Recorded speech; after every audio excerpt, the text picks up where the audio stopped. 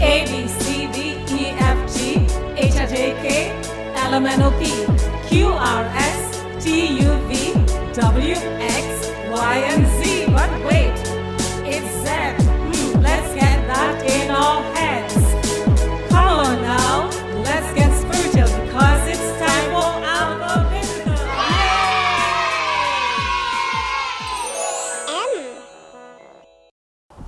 Yes, it's the letter M.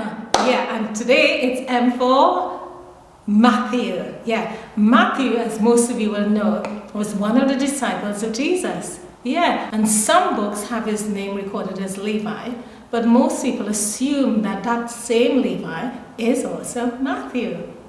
Now, Mathew was a tax collector. Now, you know what? In those days, the tax collectors were considered to be the worst of the worst people. Why? Yeah, because they were considered to be cheats and liars and thieves. Yeah, you know what? They had a job to do, but nobody monitored how they did that job. So all they were concerned about was that they would get their money. So what did the tax collectors do? A lot of them cheated and charged a lot more than they should have. Romans tells us that all have sinned and fallen short of the glory of God. But in ancient times, the tax collectors were considered to be the most heinous, in other words, the most horrible people. Now that's interesting, isn't it? Because sometimes when you're thinking, okay, let me try and save this person or save that person, you might think of somebody who's very, very saintly. But yet, when Jesus was walking past, what did he do? He saw a man named Mathew sitting at the tax collector's booth. And what did he do? He just simply said to him, "Follow me." And that's exactly what Mathew did. Mathew got up and followed Jesus. Now, we don't quite know why Mathew went. It could be for once he wanted to be respected. So, what can we take away from Mathew? Well, first of all, we don't have to be perfect to follow Jesus.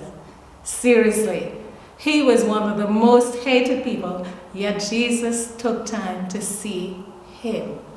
Mathew was brave enough to seize the opportunity to accept what Jesus had to offer. You know what? Jesus saw beyond his actions and what Mathew thought he wanted, which is money and power. And what Jesus saw was his need for forgiveness and acceptance, and to simply have a fresh start. Don't we all want that sometimes?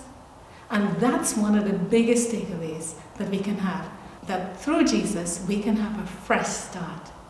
So this week, let's pray and ask God for the courage to give our hearts to him. Don't let anyone fool you into thinking that you have to be perfect to follow God. Of course not. He sees us for who we are and he loves us anyway. That's all for AlphaBiblica now. Have a great week. Amen.